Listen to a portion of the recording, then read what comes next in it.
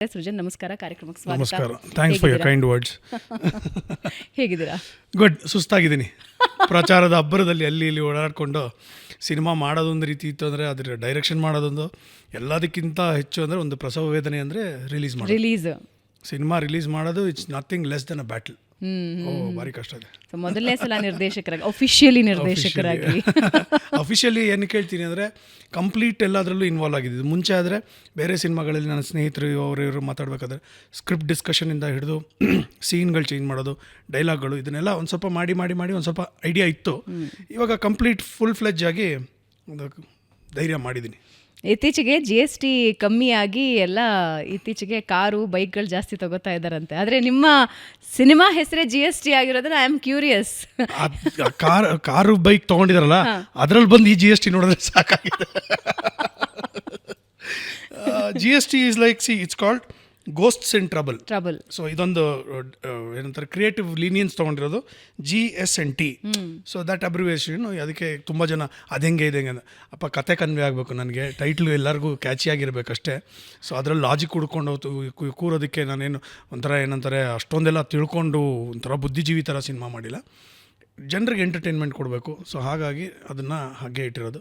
So GST is ghost ಅಂದ ತಕ್ಷಣ ಏನು ಹೆದರ್ಸ್ತೀವ ಅಂತ ನಾನಿದ್ದಾಗ ಹೆದರ್ಸೋದಕ್ಕೆ ನಂಗೆ ಬರಲ್ಲ, ನಗ್ಸೋದಕ್ಕೆ ಮಾತ್ರ ಬರೋದು. So it's an element, just like elements. Hindi ಪಿಕ್ಚರಲ್ಲಿ ತುಂಬ ಪಿಕ್ಚರಲ್ಲಿ ನೋಡಿವಾಗ ಭೂತ್ನಾಥ್ ಅಂತ ನೋಡಿದ್ವಿ, ಆಮೇಲೆ ಇಂಗ್ಲೀಷಲ್ಲಿ ಕ್ಯಾಸ್ಪರ್ ದ ಫ್ರೆಂಡಿಂಗ್ ಗೋಸ್ಟ್ ಅಂತ ನೋಡಿದ್ವಿ, ಸಾಕಷ್ಟು ಸಿನಿಮಾಗಳು ನೋಡಿದ್ವಿ. ಆಮೇಲೆ ರವಿ ಸರ್ದು ಸಿನಿಮಾ ಅದರಲ್ಲಿ ಕೂಡ ಅದರಲ್ಲಿ ಒಂಥರ ಕ್ಯೂಟ್ ಆಗಿರೋವಂಥ ಒಂದು ಸಿಚುವೇಶನ್ಗಳನ್ನೆಲ್ಲ ಇದು ಮಾಡ್ಕೊಂಡಿರೋದು. ಬಟ್ ಹೆದರ್ಸಲ್ಲ ನಾವು, ಹೊಟ್ಟೆ ತುಂಬ ನಗಿಸ್ತೀವಿ. ಅದೊಂದೇ ಬರೋದು ನನಗೆ. ಸೊ ಅದನ್ನ ಬಿಟ್ಟು ಬೇರೆ ಮಾಡೋದಕ್ಕೆ ಹೋಗಬಾರ್ದು ಅಂತ. ಲವ್ಲಿ. ಅಂದರೆ ನಿಮ್ಮ ಜರ್ನಿ ಒಂದ್ಸಲ ಹಿಂಗೆ ತಿರುಗಿ ನೋಡಿದ್ರೆ ಆ್ಯಂಕರ್ ಆಗಿದ್ದೀರಾ, ಆರ್ಟಿಸ್ಟ್ ಆಗಿದ್ದೀರಾ, ನಿರ್ದೇಶಕರಾಗ್ತಾ ಇದ್ದೀರಾ, ಆ್ಯಂಡ್ ನಿಮ್ಮದೇ ಪ್ರೊಡಕ್ಷನ್ ಹೌಸ್ನಲ್ಲಿ ಹಲವಾರು ರೆಕಾರ್ಡ್ಗಳನ್ನು ನೀವು ಮಾಡಿದ್ದೀರಾ. ಹಾಗೆ ಇನ್ನೊಂಚೂರು ಹಿಂದಕ್ಕೆ ಹೋದರೆ ನಿಮ್ಮ ತಂದೆ, ಬಹುಶಃ ಲೋಕೇಶ್ ಅವ್ರ ಬಗ್ಗೆ ಮಾತಾಡಬೇಕು ಅಂತ ಹೇಳಿದ್ರೆ ಒಂಚೂರು ಇನ್ನೊಂದು ಸ್ವಲ್ಪ ಎಲ್ಲ ತಿಳ್ಕೊಂಡೇ ಮಾತಾಡಬೇಕು ಅಂತ ಅನಿಸುತ್ತೆ. ಯಾಕೆಂದರೆ ಅವರ ಒಂದೊಂದು ಸಿನಿಮಾಗಳು ಒಂದೊಂದು ಗ್ರಂಥ ಬರಿಬಹುದು ಅಂತ ಅನಿಸುತ್ತೆ. ನಿಮ್ಮ ತಾತ, ನೀವು, ಆ್ಯಂಡ್ ಐ ಆಮ್ ಕ್ಯೂರಿಯಸ್, ಇದರಲ್ಲಿ GSTಯಲ್ಲಿ ಒಂದೇನೋ ಸ್ಪೆಷಲ್ ಇದೆ ಅಂತ ಕೇಳ್ಪಟ್ಟಿದ್ದೀನಿ. ನನಗೆ ಗೊತ್ತಿದೆ ಅದೇನು ಅಂತ, ಬಟ್ ಅವ್ರ ಸೃಜನ್ ಅವ್ರ ಹತ್ರನೇ ನಾನು ಅದನ್ನು ಹೇಳಿಸ್ತೀನಿ. ಬಟ್ ಸ್ವಲ್ಪ ನಿಮ್ಮ ಜರ್ನಿ ಬಗ್ಗೆ ಮಾತಾಡೋಣ, ಬರೋಣ ವಾಪಸ್ GSTಗೆ. ಹೌಸ್ ಲೈಫ್ ಹೇಗಿದೆ? Good. I have no regrets. ಇದನ್ನು ಸಾಕಷ್ಟು ಕಡೆ ಹೇಳಿದ್ದೀನಿ. ಏನಕ್ಕೆ ಅಂದರೆ ups and downs in life and career is a must. ಯಾಕಂದರೆ ಮನುಷ್ಯನ ಗ್ರಾಫ್ ಹಿಂಗಿದ್ರೆ ಬದುಕಿದ್ದಾನೆ ಅಂತ, ಹಿಂಗೇ ಇದ್ರೆ ಸತ್ತೋಗಿದ್ದಾನೆ ಅಂತ. ಸೊ ಈಸಿಲಿ ಯಾವಾಗಲೂ ಹಿಂಗೆ ಇರಬೇಕಂತೆ. ಮೇಲೆ ಕೆಳಗೆ ಹೋಗ್ತಾ ಇದ್ರೇ ನಾವು ಚೆನ್ನಾಗಿದ್ದೀವಿ ಅಂತ. ತುಂಬ ಹೈ ಇದೆಯಾ, ಡೌನ್ ಜಾಸ್ತಿ ಇದೆಯಾ? ಅಲ್ಲ, ಡೌನ್ ತುಂಬ ಇಳಿದು ಬಿಟ್ಟಿದ್ದೆ, ತುಂಬ ಡೌನ್ ನೋಡಿದ್ದೀನಿ. ಇವಾಗ ಸಿ ಲೆವೆಲ್ಗೆ ಬಂದಿದ್ದೀನಿ. ಇನ್ನೇನಿದ್ರು ಇವಾಗ ಒಂದು ಸ್ವಲ್ಪ ನಾವೇನಾದರೂ ಒಂದು ಟ್ರೆಕ್ಕಿಂಗ್ ಮಾಡಬೇಕಾಗುತ್ತೆ.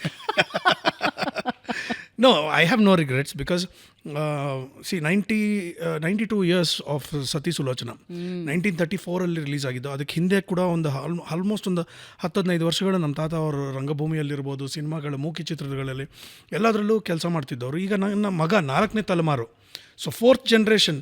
ಆ್ಯಂಡ್ ಒಂದು ಕಲೆ, ಎಸ್ಪೆಷಲಿ ನಮ್ಮ ಸಿನಿಮಾ ಮತ್ತು ರಂಗಭೂಮಿ, ಟೆಲಿವಿಷನ್ನು, ಈಗಿನ ಯೂಟ್ಯೂಬು, ಆಮೇಲೆ ರೇಡಿಯೋ, ಇದೆಲ್ಲ ಲೆಕ್ಕ ಇಟ್ಕೊಂಡ್ರು ಒಂದು ವಂಶವನ್ನು ಒಂದು 100 ವರ್ಷ ಕಾಪಾಡುತ್ತೆ ಅಂದರೆ how can I have any complaints? I can't complaint because ನನಗೆ ನನ್ನ ತಂದೆ ಯಾವುದೇ ರೀತಿಯಾದಂಥ ಒಂದು ಬಡತನ ತೋರಿಸಿಲ್ಲ. ಅಂದರೆ ಸುಖದ ಸುಪ್ಪತ್ತಿಗಳು ಬೆಳೆಸಲಿಲ್ಲ ನಮ್ಮನ್ನು.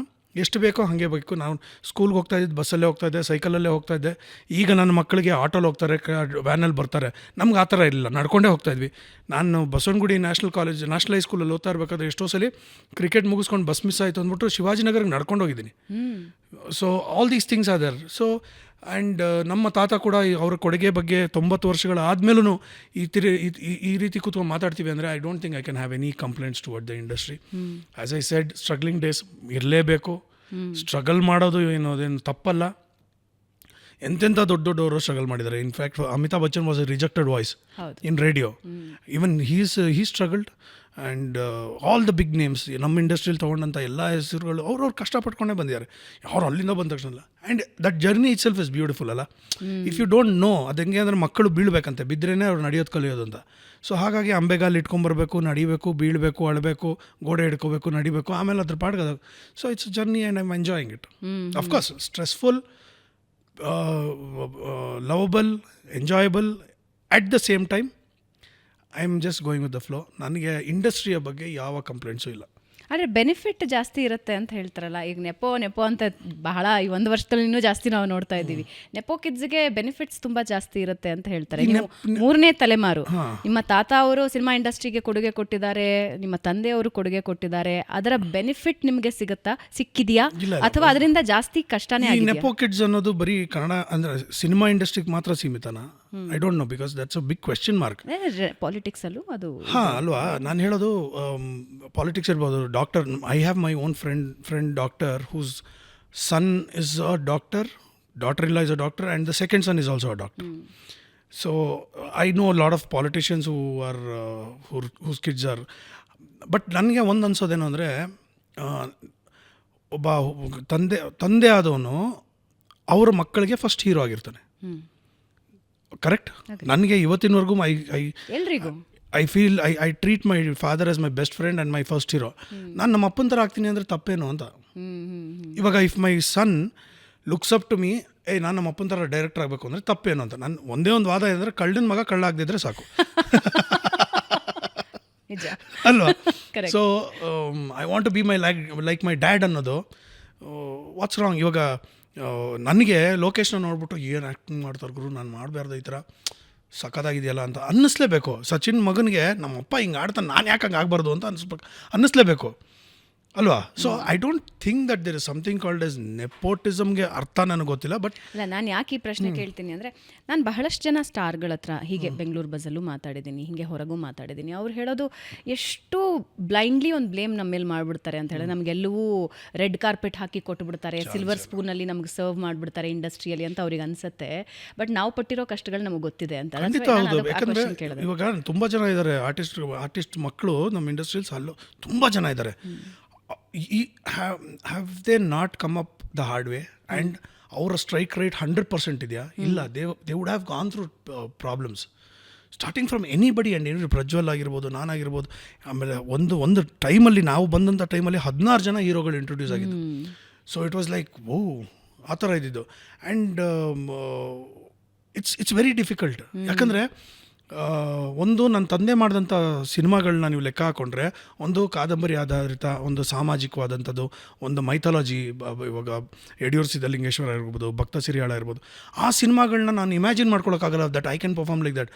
ಸಮ್ ಸಿನಿಮಾ, ಒಂದೊಂದು cinema like Ganayogi Panchakshara Gavi, it is impossible. ನನ್ನ ಹತ್ರ ಪರ್ಫಾರ್ಮ್ ಮಾಡೋದಕ್ಕಾಗಲ್ಲ.